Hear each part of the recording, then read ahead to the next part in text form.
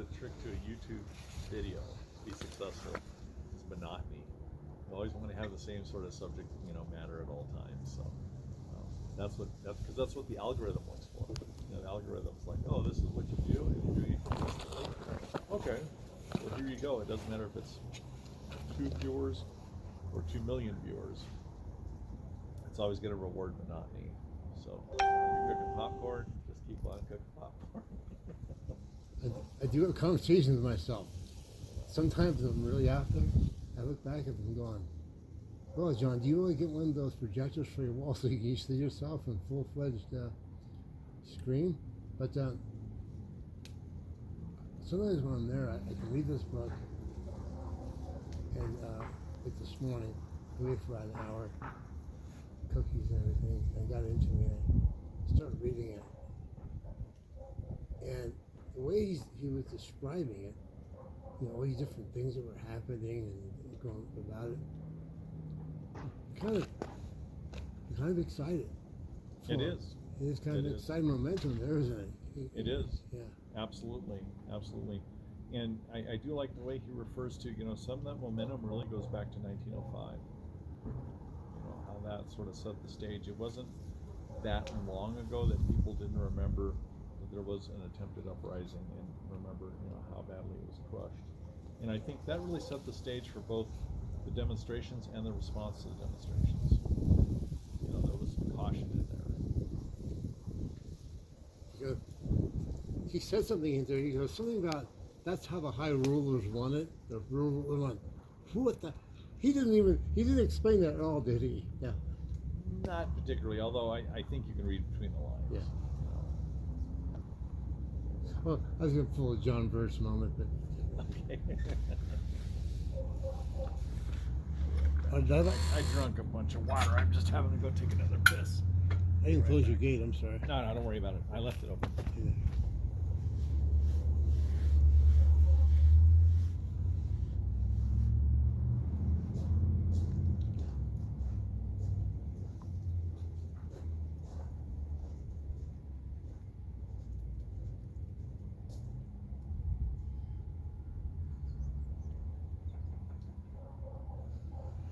There's some music.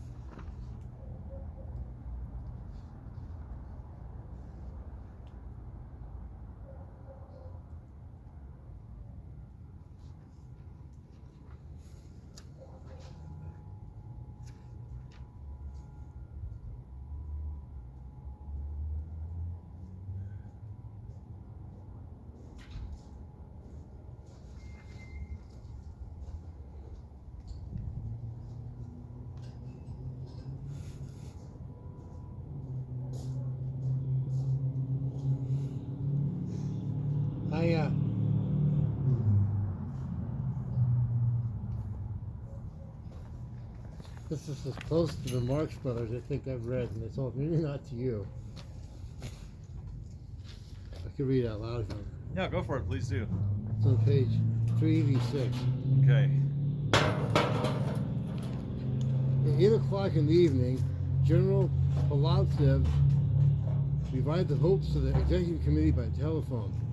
2 Cossack squadrons of flying artillery were on the way to Tarai Palace at last, but this time too, the expectations were disappointed.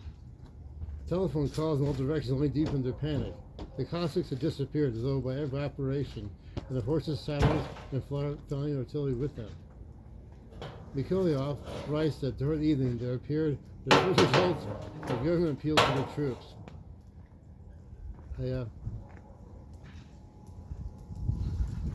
Yeah, I underlined that same section. Yeah, the Cossacks and the way they reacted, and you're right, that's very Marx Brothers.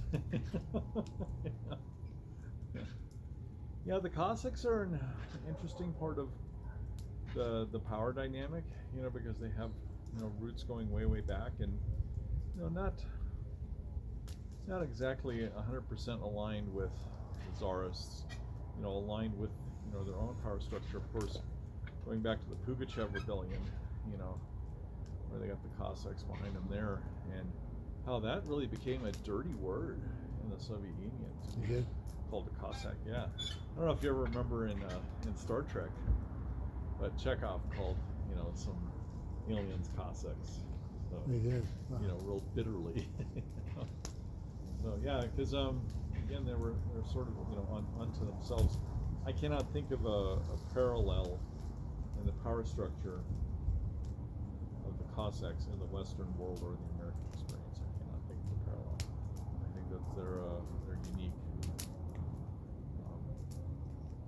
Maybe more of a almost like a tribal, but not quite. That is close enough identification. Let me see. I had another couple good underlines here too. I like the shifts in the masses chapter. I'm sorry.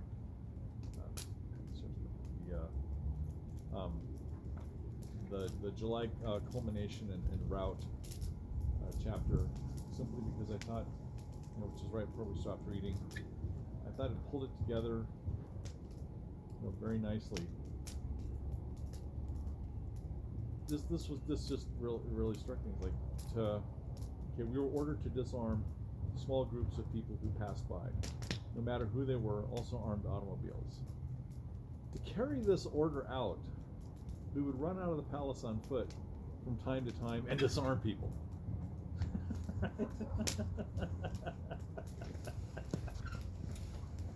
So, this culmination of all this energy and all this power in all these different ways, and this is the response from the regiment at the Winter Palace. Is like, go out there and take the guns away from these people. It's kind of cold. Come back in. Yeah. How fucking weird. That was the and again, I think part of that caution really comes from 1905, and he mentions that too.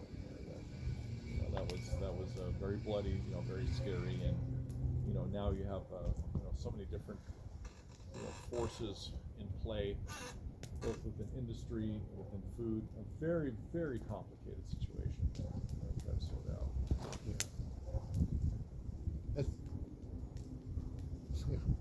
It brings it back into the again about the food. You can never get away from that. No. In this book ever. Interesting. He mentions that in many areas the districts were down to like 14 days worth of food.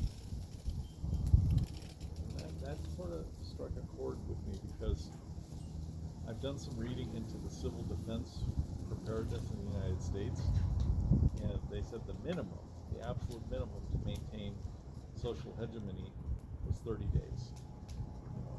So this is like right on the edge. Right on the edge. Things go bad. You can have a bad storm that shuts down a Russian city for 2 weeks, no problem. And then what? Well, you end up with like Leningrad, World War II. Where that was super, super horrible. What happened there. So yeah, that's always like the specter in the background of trying to maintain some sort of a modern system of government. I wouldn't have wanted to be the one trying to make that decision. No way. We think it's complicated now, which it is to a degree. We're still able to feed everybody pretty well, even with Mr. Chaos in power for the last 4 years. We managed to maintain basic instruments necessary to keep society going. Yeah, because you said that there was some kind of law or something, or some kind of whatever it was, that they always do candy bars and soda pop or something. Yeah. There's a rule that you always keep candy bars and soda will be less than $1 or something. I don't remember what the exact formula was, but you always keep them. Yeah, it's the third. It'll be priced at a third of a gallon of gas. That's what it is. And that's always been true. So even now, gas is around 250. You go and get a candy bar, it's about 60, 70 cents. You can still afford it. Look at a soda for 60, 70 cents. Just enough, sugar to keep everybody propelled. Yeah, I mean, because I've been asked about, what's going on there. So there's sometimes when I don't see you, if I don't see very many people, I just say hi. I do have to go down. I made a new rule now for like Bill Maher. For the cats outside, I'll feed you, but then you can get a certain color. I don't give a shit how much you eat. I'm sitting on the can for hours now. Well, good for you. I like walk. That's one of my favorite places in the county. That strip right there. I like walking down there. It feels like it's part of a town. It is, yeah. It doesn't really mess up anything else in Florence. No, not really. But it's really just straight. You get to see a lot of. I knocked on the door the other day of that new trailer park because Oh yeah, are they making progress on it? Well, a guy came by and for maybe 5 minutes. You can't. Think, how long are you gonna stand here? Like Jesus, I stand at the door and knock. There'd be like a motorcycle on my back. Like, if I knock, thinking, John, why don't you come back when John, that's excellent. That's perfectly described. Because they aggravate everybody. Everybody in the plant's been aggravated. Haven't They do. They're just a menace. Have you ever tried to go to bed at 2 o'clock when maybe a morning shift you came back? You got somebody like that. What's the guy in Tommy Chong did in that movie? Yeah. Always smoking out the neighbors. Oh yeah. The guy comes out and says, "You ruined my flower." There was the effeminate guy for the EPA in it. Don't they? Yeah. Like in Ghostbusters. Well, I lived in an apartment complex that was the ownership had the apartment complex had gone bankrupt, and the maintenance person and the woman in the office they just split. They left. This happened to me twice. Once owner dying, once the company going under. Well, in this apartment complex, after like a month, like a lot of people just moved out. Like my apartment building had 28 units in it, and after a month, because the hall lights weren't working anymore, our individual lights were on because that was separately metered. We were paying the bill, but there was no more hall lights or outside lights. A bunch of people left, so the only people who were left were me and the gay guy living below me, right at the corner. And then the bikers moved in because they were squatting. They just tore down the doors of the bottom floor and they're riding their Harleys up. Could you hear when they came in the first Oh yeah, time? we knew it. And they came up the hall and they're like, "Oh, you guys still living here?" We're like, "Yeah, it's just me and Dave downstairs." All right, well, you don't have a problem with what's going on, do you? They're like, "Oh, man, knock yourselves out, all right, well, you leave us alone, we'll leave you alone." We're like, "Right on, bro." And the gay guy was like, "They're not gonna fuck with us, all right?" I'm like, "Nah, I don't think so, man. They don't want trouble. It's a free place for them to live and party, and they just have these, keggers that never stopped, all sorts of motorcycles and stuff out in the parking lot." I go to work in the morning and they're out there at 8 in the morning drinking, like, "Hey, have a good day at work, man." I'm like, "Hey, you too, man. Keep the party up." When you came back? And I came back and they're still there. I don't know, I asked you whether you could hear them the first thing. Of course you could hear them. Oh, he totally hear them. I had nowhere else to go, and neither did the gay guy because he was pretty effeminate gay, and he had a hard time like getting employment or housing. This is back in the 80s. But he was who he was, and he was, pretty unapologetic about it. And there was nowhere to pay the rent to, so, for 90 days, we lived for free. And then there was only like, in the whole complex, there was maybe 30 people left, and they cleared us all out. So they redid the whole place and got rid of the bikers. Pretty weird having Harley Davidsons going up and down the Harley. Were you on the first floor? I was on the top floor. They were riding their bikes up the stairs, man. So, not massive hogs, but still, the 1200s, powerful, just tearing the shit out of the carpet. Was it all wood? No, it was carpeting, and they just, it was huge. I'd walk out in the morning, it'd be like, burnouts on the carpeting, like that long, where they lit it up. And always smelled like exhaust in there. It was cold. They didn't want to leave their bikes outside. Yeah. You tune it up. Oh, is it running right? I don't know. Run it down the hallway. I'll never forget the maintenance man loading up his AMC Pacer like grapes of wrath, stuff titled all over top, and he's like, "You're getting out of this town. Shit's going to hell." Wow. When was that, back in the 90s? 80s. 80s. Yeah, 80s. Good luck to you. Did you like the 80s back then in Springs? I had a good time. I mean, it wasn't easy, John, because Colorado Springs got hit hard with the recession of '82, which was really more like a depression. I mean, it was bad.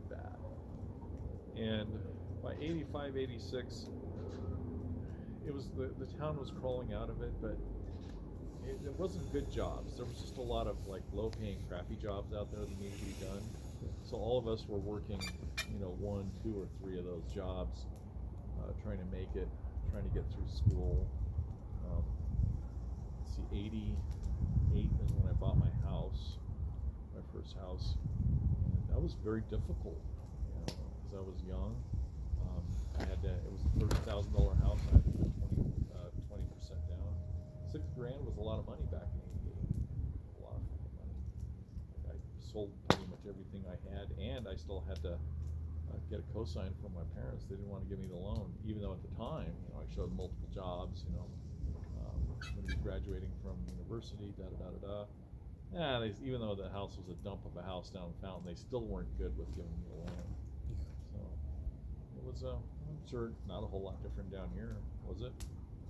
Late '80s. No, early 80s, of course. That was the whole.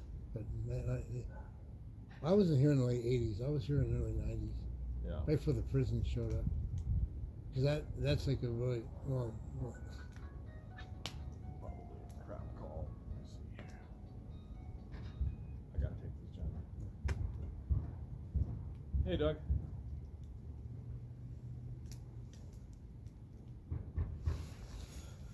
Yes, sir.